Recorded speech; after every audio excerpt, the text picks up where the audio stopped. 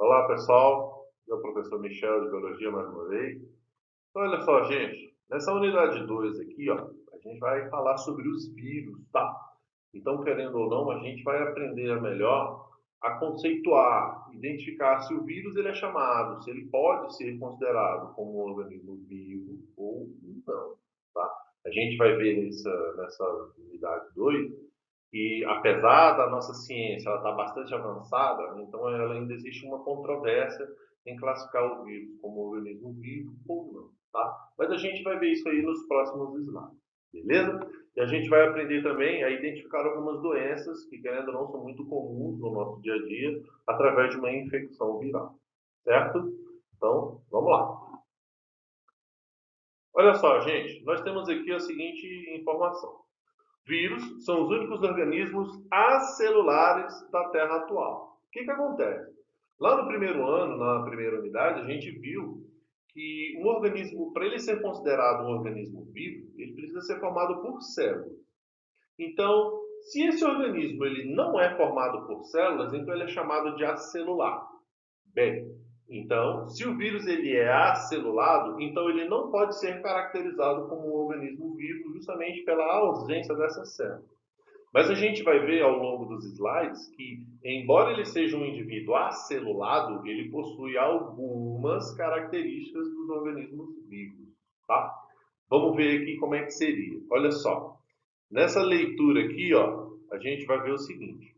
Os vírus são seres muito simples e pequenos, medem cerca de 0,2 ohm, formados basicamente por uma cápsula proteica que envolve o seu material genético, que dependendo do indivíduo, né, pode ser DNA ou RNA.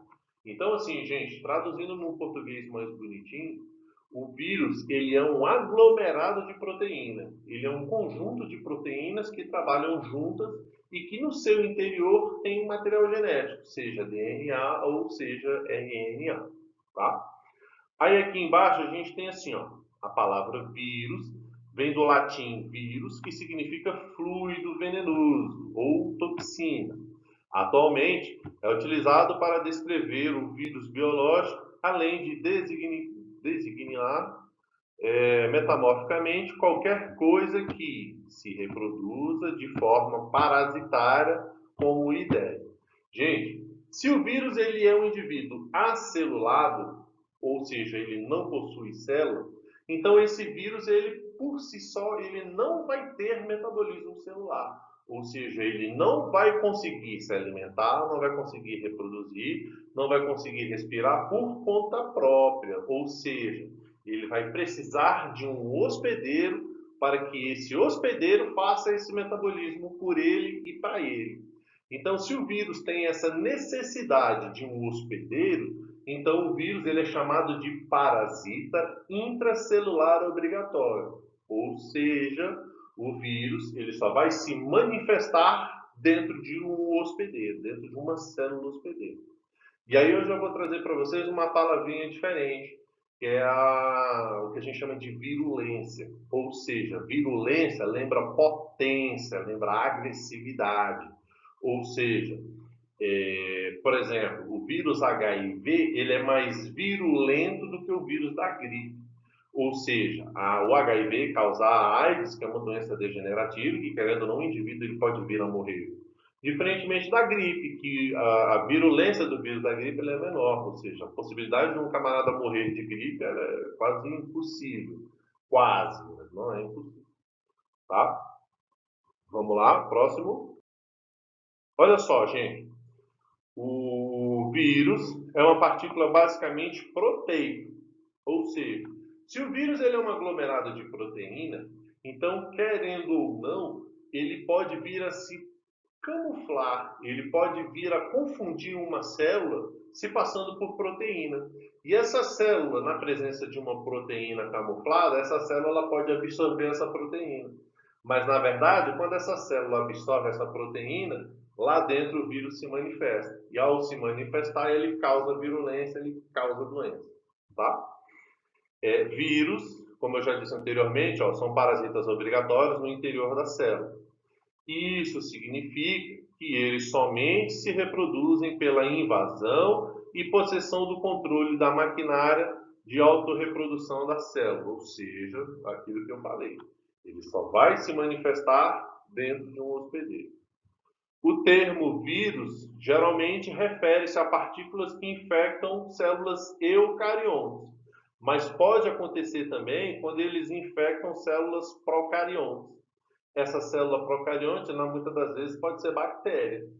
Professor, você está querendo me dizer que existem vírus que atacam células bacterianas? Sim, são chamados de vírus bacteriófagos.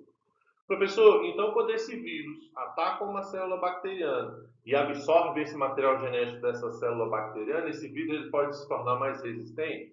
Sim, com certeza. Ele não só pode, como ele vai se tornar mais resistente. Tá? E, em geral, células eucariontes são as nossas células, né? Células dos animais, das plantas, dos fungos, dos protozoários, tá? Então, querendo ou não, são os vírus mais comuns. Agora, se tratando de célula eucarionte ou célula procarionte, indifere. Ele vai atacar, cada vírus ele tem um público-alvo específico, tá? Então, não é qualquer vírus que ataca qualquer indivíduo. Não é assim que funciona. Cada vírus ele tem um público-alvo específico, né? Alvo de sua preferência, tá? Aqui, ó, a gente vai ver como é que funciona mais ou menos a divisão do vírus, tá? Então, de fora para dentro, ó, nós temos aqui, ó, as proteínas associadas, né, que vão formar esse envelope proteico, esse envelope celular que vai proteger essas estruturas internas. Aqui, ó, chamado de envelope. Aqui abaixo do envelope, que é essa camada de gordura aqui, ó, chamada de capsídeo, ou simplesmente cápsula. Essa cápsula ela vai ficar abaixo do envelope e vai ajudar a proteger esse material genético viral aqui dentro, ó, certo? Aí olha só o que acontece. Tipicamente, essas partículas carregam uma pequena quantidade de ácido nucleico. Gente, lembrando que ácido nucleico é DNA, é material genético. Então, assim, muitos vírus podem trazer DNA ou pode trazer RNA, indifere. Ou eles podem trazer os dois também, vai depender de cada vírus, né? Então, cada vírus ele tem uma característica diferente. Se ele tem uma característica diferente, ele pode ter uma função diferente, tá? Aqui, ó, tipicamente, essas partículas carregam uma pequena quantidade de ácido nucleico, seja DNA ou RNA, sempre envolto por uma cápsula proteica denominada de capsídeo. As proteínas que compõem o capsídeo são específicas para cada tipo de vírus, ou seja, nenhum vírus é igual ao outro, tá? O capsídeo mais o ácido nucleico que envolve são denominados nucleocapsídeo. Então, olha só, capsídeo mais o material genético chamado de nucleocapsídeo. Alguns vírus são formados apenas pelo nucleocapsídeo. Outros, no entanto, possuem um envoltório ou um envelope externo chamado de, em volta ao nucleocapsídeo. Esses vírus são denominados vírus encapsulados ou simplesmente vírus envelopados, né? Vai depender de como esse capsídeo ele aparece, se é do lado de fora ou se é do lado de dentro. Tá? Aqui, ó, nós temos aqui ó, uma representação bem simples, tá? Do que seria ó, o vírus da hepatite C. Nós temos aqui ó, o do corona, nós temos esse outro vírus aqui. E olha só como é que funciona. Ó. O envelope consiste principalmente em duas camadas de lipídio derivada da membrana plasmática da célula hospedeira. Em moléculas de proteínas virais específicas, cada tipo de vírus imerse nas camadas de lipídio, ou seja, traduzindo. Lembra que eu falei no outro slide? Cada vírus ele tem um público-alvo. Então, esse vírus que tem uma determinada composição, ele vai atacar aquela célula hospedeira que seja compatível com ele. Se esse vírus ele ataca uma célula e essa célula não oferece a compatibilidade, então ele não se manifesta, ele vai embora ou muitas das vezes ele se desfaz. Porque essa célula hospedeira não tem as mesmas características para poder compactuar com ele. Então, se for uma célula diferenciada, então para ele não serve. Né? Então, cada vírus ele tem um público-alvo. Tá? São as moléculas das proteínas virais que determinam, aqui ó, são as moléculas de proteínas virais que determinam qual tipo de células os vírus irão infectar. Geralmente, o grupo de células de um tipo de vírus infecta basicamente restrito. Existem vírus que infectam apenas bactérias, que são chamados de bacteriófagos. Existem vírus que atacam fungos, são chamados de micófagos. E tem aqueles vírus que atacam plantas e animais, que são chamados de vírus de planta ou vírus de animais. Tá? Gente, eu quero trazer uma outra curiosidade para vocês, que é com relação à diferença entre contaminação e infecção. Contaminação, gente, vem de contato, tá? Ou seja, a partir do momento que você foi contaminado. A infecção é o resultado da contaminação, ou seja, aquilo que te contaminou se reproduziu gerando um processo infeccioso. Beleza? Aqui, ó, nós temos uma outra observação. Olha só. Os vírus não são constituídos por células, foi o que eu disse anteriormente, embora dependam delas para sua multiplicação. Foi como eu disse anteriormente, por eles não possuírem células, automaticamente eles não têm metabolismo. Para eles exercerem essa questão de reprodução e alimentação e respiração, eles necessitam da célula de um hospedeiro para que essa célula faça isso para eles. Tá? Aí olha só, alguns vírus possuem enzimas. Por exemplo, o HIV, ele tem essa enzima muito doida aqui, ó, chamada de transcriptase reversa. O que acontece? Essa transcriptase reversa, olha só o nome, vamos traduzir o nome. Ó. Transcrever a enzima de forma reversa, ou seja, ele vai transcrever de forma alterada o funcionamento da célula do hospedeiro. Traduzindo, o vírus HIV, quando ele parasita uma célula, ele vai injetar o seu material genético.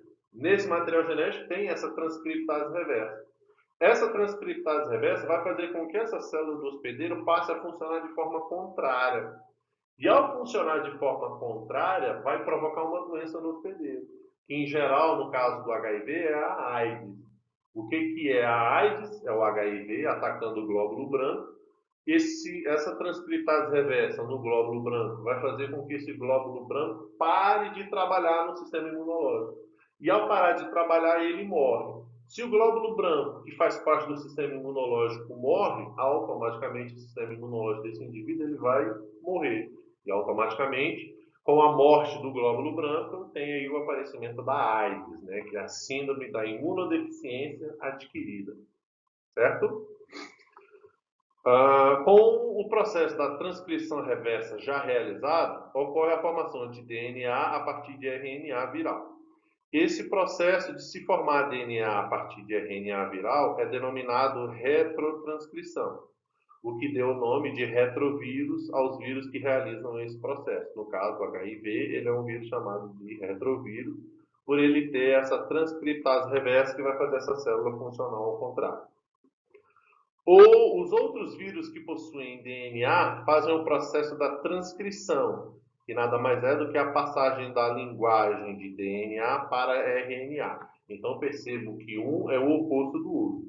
E se um é o oposto do outro, ele só pode ser chamado de adenovírus. Enquanto um é retrovírus, que vai retranscrever ao contrário, o que vai transcrever de forma natural é chamado de adenovírus.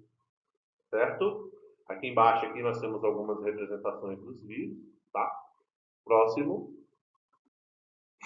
Olha só, gente, aqui a gente vai começar na discussão e nas observações acerca de vírus vivo ou não vivo, tá? Olha só, vírus são parasitas intracelulares obrigatórios. A falta do hialoplasma e dos ribossomos, que são muito encontrados nas células, nos indivíduos vivos, né, nas células, impede que esses indivíduos tenham metabolismo próprio. Assim, para exercer o seu ciclo de vida, o vírus precisa de um ambiente que tenha esses componentes. E qual é o ambiente? As células do hospedeiro. E como que esse vírus vai chegar nesse hospedeiro? Gente, de inúmeras formas. Seja pelo ar, seja por comer ou beber alguma coisa, seja pelo beijo, seja pela relação sexual, transfusão de sangue, compartilhamento de instrumento que perfura o portante, então, e aí vai. São uma série de fatores que podem fazer a contaminação desse indivíduo. Tá? Esse ambiente precisa ser o interior de uma célula que, contendo ribossomos e outras substâncias, efetuará a síntese de proteína do vírus. Simultaneamente, permitirá que ocorra a multiplicação do material genético viral. Ou seja, mais uma vez, é a célula do hospedeiro que vai fazer todo o trabalho para o vírus. A célula do hospedeiro vira uma empregada viral. Tá? Aí, olha só, em muitos casos, os vírus modificam o metabolismo da célula que estão parasitando, podendo provocar a sua degeneração ou até mesmo a sua morte. Foi o que eu falei no outro slide com relação à AIDS. Tá? Para isso, é preciso que o vírus inicialmente entre na célula por muitos contatos. Existem muitas formas desse vírus entrar no corpo do indivíduo. Muitas vezes, ele adere à parede da célula ou à membrana plasmática da célula e ele vai, de fato, injetar o seu material genético dentro dessa célula. Tá? Lá na frente, eu tenho um último slide que vai mostrar detalhadamente como é que funciona essa questão de injetar, da morte da célula, da absorção do material genético. Tá? Aguenta aí que já já vocês vão ver mais como que é mais isso daí facilmente. Tá? Injeta o seu material genético ou então ele entra por englobamento, por um processo chamado de fagocitose. Lembra lá no começo que eu falei que por ser formado de proteína, o vírus ele pode se passar por proteína, né, enganar a célula e a célula absorver o vírus e quando ele dentro da célula ele vai se manifestar? É justamente isso daí, certo? Próximo. Então, gente, olha aí, ó. Vírus são seres vivos ou não? Não sei, vamos ver. Vírus não tem qualquer atividade metabólica quando fora da célula do hospedeiro. Então, automaticamente, eles não podem captar nutrientes, nem utilizar energia e nem realizar qualquer atividade biosintética relacionada ao metabolismo. Tá? Eles, obviamente, se reproduzem, mas, diferentemente de células que crescem, duplicam seu conteúdo para então dividir-se em células filhas. Os vírus replicam-se através de uma estratégia completamente diferente. Eles invadem a célula do hospedeiro, o que causa a dissociação dos componentes da partícula viral. Esses componentes estão como é que é? Esses componentes, então, interagem com o aparato metabólico da célula hospedeira, subvertendo o metabolismo celular para a produção de mais vírus. Traduzindo, esse vírus, ao injetar um material genético nessa célula, esse material genético dentro da célula vai fazer com que essa célula trabalhe para o vírus produzindo novos vírus. Tá? É o que eu falei no último slide, que a gente vai ver como é que funciona isso daí. Há um grande debate na comunidade científica sobre se os vírus devem ser considerados seres vivos ou não. Tá? Existe essa diferença. Gente, eu vou deixar bem claro para vocês. Vocês precisam ter em mente que na ciência hoje existem essas duas visões. Primeiro, existem cientistas que defendem que o vírus ele não é vivo por ele não ser formado por células e por ele não ter metabolismo próprio, certo? Existem outros cientistas que defendem que o vírus é um indivíduo vivo porque ele possui material genético. Então, entre sim e entre não, vocês precisam ter isso em mente. Professor, como que eu vou saber me virar na hora de uma questão de prova de concurso? Então, a própria questão, a própria atividade, o próprio exercício, ele vai te dar uma posição. Se você tem que tomar a posição, se ele é considerado vivo ou se ele é considerado não vivo. Então, o exercício te dando essa posição, você consegue elaborar e muitas das vezes se sair bem na resposta. Tá? E esse debate é primeiramente um resultado de diferentes percepções do que vem a ser a vida, em outras palavras, a definição de vida. Então, muitos cientistas têm uma visão, outros cientistas têm outra. Então, querendo ou não, vocês têm que ter isso em mente, como eu acabei de falar. Certo? Justamente para quando você se deparar com essa situação, você já saber, opa, o professor falou que pode ser assim e que pode ser assado. Então, a situação está me falando assim, o assado, então eu vou conseguir me sair bem nesse contexto aqui, certo? Aí, olha só, existem aqueles que defendem que a ideia de que os vírus não são vivos, pois argumentam que esses organismos vivos devem possuir características comuns, como a habilidade de obter informações e nutrientes do ambiente. Bem, o vírus na vida livre ele não consegue fazer isso. Devem ter metabolismo próprio, ou seja, o vírus ele não tem metabolismo próprio, ele necessita de uma célula hospedeira. E o último aqui, ó, ele fala, organismos vivos também fazem parte de uma linhagem contínua, sendo necessariamente originados de seres semelhantes e através da reprodução, gerar outros seres semelhantes a ele. Bem, o vírus, ele consegue reproduzir dando origem a indivíduos semelhantes, mas ele só consegue fazer essa reprodução dentro de uma célula.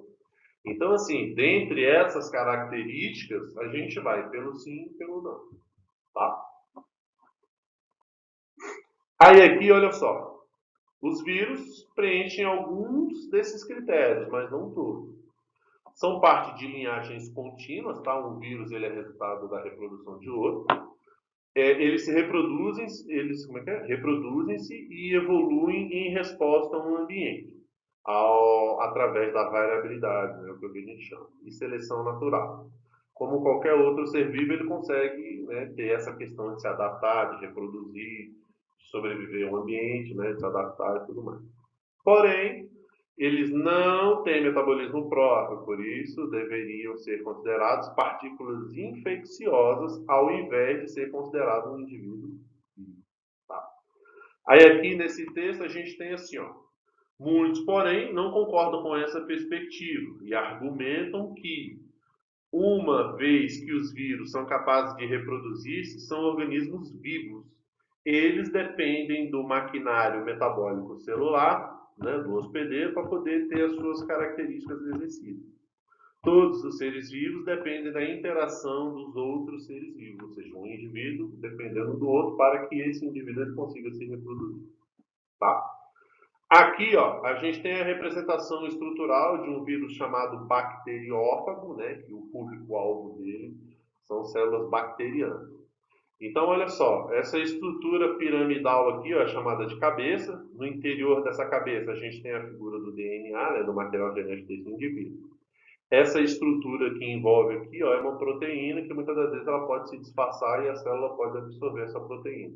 Mas, na verdade, quando absorve essa proteína, o vírus se manifesta lá dentro. Tá? Nós temos essa bainha contrátil. Essa bainha contrátil, ela se estica e contrai, tá, gente? Ela sobe e ela desce. Ela desce a partir do momento em que esse vírus ele entra em contato com a membrana plasmática aqui, ó. Ele vai se fixar na membrana plasmática da célula do hospedeiro. Essa bainha contrátil, ela vai, né, recolher, e esse material genético que está aqui dentro, ó, ele vai descer e vai entrar aqui dentro do material genético da célula do hospedeiro. E essa célula aqui embaixo, ela vai começar a trabalhar para esse indivíduo aqui em cima. Certo? Tranquilo? Essa fibra proteica, ela vai trabalhar como pés. Ela vai servir de apoio para esse vírus se fixar e se apoiar nessa célula bacteriana. Aí, olha só, gente. Outros ainda levam em consideração a presença massiva de vírus em todos os reinos do mundo natural. Sua origem, no entanto, aparentemente tão antiga quanto a própria vida. Com a importância na história natural de todos os outros organismos e etc. Conforme já mencionado, diferentes conceitos a respeito do que vem a ser vida formam a cerne dessa discussão para se caracteriza o vírus ou não como organismo vivo. Tá? Aqui nós temos duas representações de modelo viral, né? E aqui nós temos esse textinho. Definir vida tem sido sempre um grande problema. E já que qualquer definição provavelmente será evasiva ou arbitrária, isso acaba dificultando a definição exata do que iria vir a ser o vírus. Né? Ou seja, quanto mais existe essa dificuldade, isso é vivo, isso não é vivo. Então, quanto mais isso ficar difícil e não for definido, automaticamente o vírus ele vai continuar voando aí, flutuando entre organismo vivo e organismo não vivo. Aí aqui, ó, nós temos o coronavírus. Gente, coronavírus é um grupo de indivíduos, tá? É um grupo e dentro desse grupo existem vários indivíduos, tá? É o grupo coronavírus. Aí aqui nós temos, ó, o vírus da gripe, nós temos o vírus da polio, do condiloma, do adenovírus. Nós temos aqui, ó, o vírus da herpes, acabamos de falar do bacteriófago. Nós temos aqui do mosaico fluido e nós temos aqui, ó, o vírus da cachumba, tá? Aí aqui embaixo, ó, tem assim, ó, doenças humanas virais. No homem, inúmeras doenças são causadas por esses seres acelulares. Praticamente todos os tecidos e órgãos humanos são afetados por alguma infecção viral, seja na fase de criança, adolescente, adulto, idoso, tá? Em algum momento você vai ser atacado.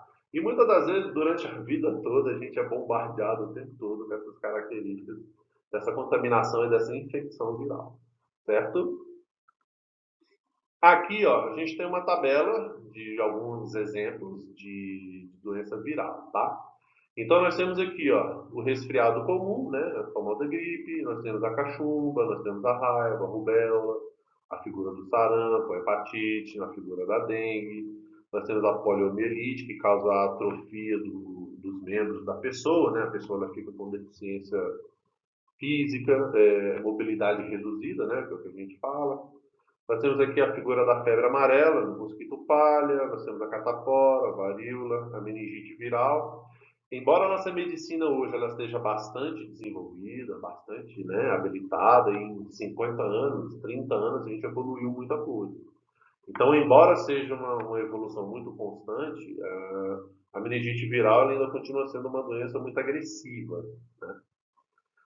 Nós temos a mononucleose, que ataca a boca, né? O pessoal que costuma pegar muito aí nos carnavais da vida, nas festas da vida, pode estar adquirindo essa mononucleose, tá? Que é um ataque viral que acontece na boca, tá?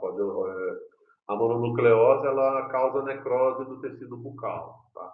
Qualquer coisa pesquisa aí, abre uma janela aí no Google e pesquisa aí, mononucleose, tá? Você vai gostar das fotos. Aqui embaixo nós temos a figura da herpes, que pode ser herpes labial ou genital, né? Vai depender do alvo, de onde esse indivíduo pegou essa herpes. Nós temos aí o tal do condiloma, mais conhecido como HPV, né? Vai causar o aparecimento de verrugas e tudo mais. Nós temos a hantavirose, transmitida pelos ratos, né? Pelos roedores. E por fim aqui a gente tem a doença AIDS, né? Provocada pelo vírus HIV, que inclusive nós temos a fotinha dele aqui em cima, tá?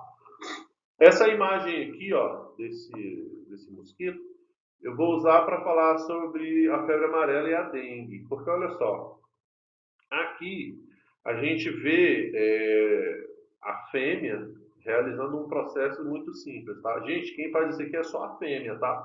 O macho não faz não, o macho se alimenta de seiva vegetal. Mas as fêmeas, por produzirem os ovos aqui no abdômen, essa fêmea, através da sua probóscide, que é essa estrutura retrátil, que ela consegue perfurar a pele e achar um capilar sanguíneo, ela acha o capilar sanguíneo e começa aqui a roubar o sangue para poder alimentar esses ovos e indiretamente se alimentar também. E esse contato do inseto com o sangue ocorre a contaminação do vírus aqui nesse meio de campo, tá? E querendo ou não, a gente tem que tomar bastante cuidado com relação a isso daí, tá? Aqui, ó, nós temos algumas prevenções. Como que funciona? Devido ao uso da maquinária das células do hospedeiro, né, o uso das células do hospedeiro, os vírus tornam-se difíceis de matar. Primeiro, gente, que vírus, se ele não é vivo, então ele não morre. O que que acontece? O uso de vacina e de medicamento faz com que o nosso sistema imunológico se torne resistente à presença daquele vírus. Então, uma vez que a gente foi contaminado por um vírus, a gente vai carregar esse vírus aí a vida toda. A questão é o nosso corpo que está adaptado à presença daquele indivíduo. Então, automaticamente, a gente não manifesta aquela doença devido à vacina e ao uso de antibióticos. Mas, se lá na frente, por algum motivo, o meu sistema imunológico vier a ter uma queda, então, automaticamente, nessa queda do sistema imunológico, esse vírus vai se manifestar e essa doença ela vai voltar e você vai precisar de um medicamento mais forte, um medicamento mais resistente, tá? Aí ele fala assim, ó, as mais eficientes soluções médicas para as doenças virais são, até agora, a figura das vacinas, né, para prevenir a reprodução desse vírus, as drogas, como a figura do antibiótico, tá, medicamento, intervenção medicamentosa, tá, e os pacientes que frequentemente tomam antibióticos, que são inúteis contra os vírus, gente, antibiótico é para bactéria, tá, não é para vírus, não. Você tomar antibiótico para vírus é a mesma coisa de você dar whey protein para um atleta de alto rendimento, tá? Ele só vai ficar mais forte. E seu abuso contra infecções virais é uma das causas da resistência de antibióticos por parte das bactérias. Disse às vezes que a ação prudente é começar com um tratamento de antibióticos enquanto espera-se pelos resultados dos exames para determinar qual é o sintoma e o medicamento adequado para esse indivíduo aí, certo? Em se tratando de vírus ou de bactéria, tá? Nós temos aí alguns medicamentos, nós temos a figura da vacina, tá? E querendo ou não, são de extrema importância para a gente. Gente, no próximo slide aqui, ó, eu vou falar para vocês como que funciona a replicação viral, tá? Como que vai funcionar isso daí. Existem dois tipos de replicação. Existe o que a gente chama de ciclo lítico e o ciclo lisogênico. Vamos ver como é que funciona cada um? O ciclo lítico ocorre a lise, ocorre a quebra, ocorre a morte da célula hospedeira. Então, olha só, gente, se liga aqui, ó. Esse vírus parasitou essa célula e injetou o seu material genético aqui, certo? Esse material genético ele vai se misturar com esse material genético aqui e essa célula, através dessa mistura do material genético, ela vai produzir novos vírus. E ela vai produzir novos vírus de um tanto que ela vai rasgar. E ao rasgar, ela libera esses vírus para o ambiente. Tranquilo? E olha só que curioso. Esses vírus que nasceram aqui, ó, eles não são iguais a esse vírus original aqui, ó. Por que que eles não são iguais? Porque esse vírus aqui, ó, ele se baseou no material genético da célula do hospedeiro. E não tem nada a ver com esse material genético aqui, ó. Ou seja, os vírus que têm esse tipo de replicação, eles sempre vão produzir vírus diferentes do vírus original, certo? Por isso que é muito difícil a gente tratar a infecção viral, tá? Porque cada vírus se baseia no material genético do hospedeiro. E quem é que tem o mesmo material genético, né? Então, como cada um tem um material genético diferente, então a gente tem essa dificuldade, tá? Já aqui, ó, no ciclo lisogênico, não ocorre a morte da célula. Pelo contrário, o material genético viral, ele passa a fazer parte da célula do hospedeiro.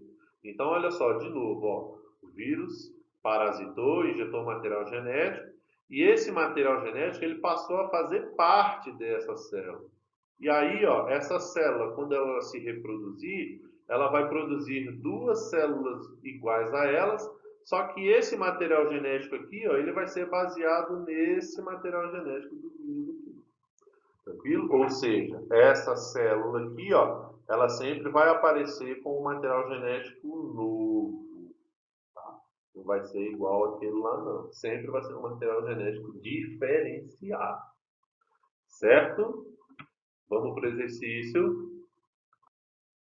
Aqui, ó, a gente vai fazer como a gente sempre fez, tá? Eu vou pedir para você pausar o vídeo e eu espero que você responda, pesquise, vá na internet, lê sua apostila, assiste o vídeo de novo e tente responder, tá? Lembrando que é o seu estudo que está em jogo, tá? Vai lá, pausa aí. Bem, eu imagino que você tenha pausado, né? Então vamos lá, vamos responder. Olha só, o que que acontece? Número 1.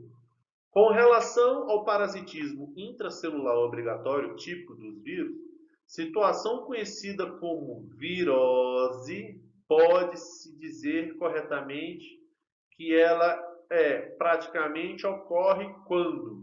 Bem, se o vírus ele é um parasita intracelular obrigatório, então ele ocorre em todo e qualquer tipo de célula, você concorda? Então, nós temos aqui, ó, apenas homens e vegetais? Não. Apenas bactérias? Também não.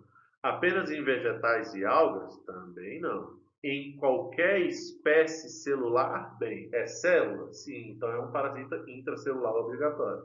Então, número 1, letra D. Número 2, os vírus não são considerados seres vivos por muitos autores, uma vez que não são capazes de realizar atividades metabólicas fora da célula do hospedeiro. Por essa razão, são chamados de parasita intracelular obrigatório, letra C. E Número 3, os vírus são formados basicamente por moléculas de ácido nucleico, né, seja DNA, seja RNA, envoltos por uma proteína. A capa de proteína que envolve o ácido nucleico, lembra lá daquele primeiro slide que a gente falou da estrutura celular? Então é chamado de capsídeo, letra D, certo? E para finalizar, número 4, sobre os vírus, é correto afirmar que todos os vírus têm DNA na sua composição? Sim, pode ser. Mas lembrando que também pode ser RNA, né? Então a questão aqui falou que todos são DNA? Não, porque pode conter RNA ou pode conter os dois. Então essa questão ela está falsa porque ela só está afirmando DNA. Então ela está errada. Os vírus diferem dos seres vivos por serem acelulares, de fato. Lembra que a gente falou que ele não tem célula? Então, se ele não tem célula, então ele é acelular. Então, de cara, a gente já sabe que a número 4 é a letra B. Vamos falar do restante aqui só para a gente esclarecer.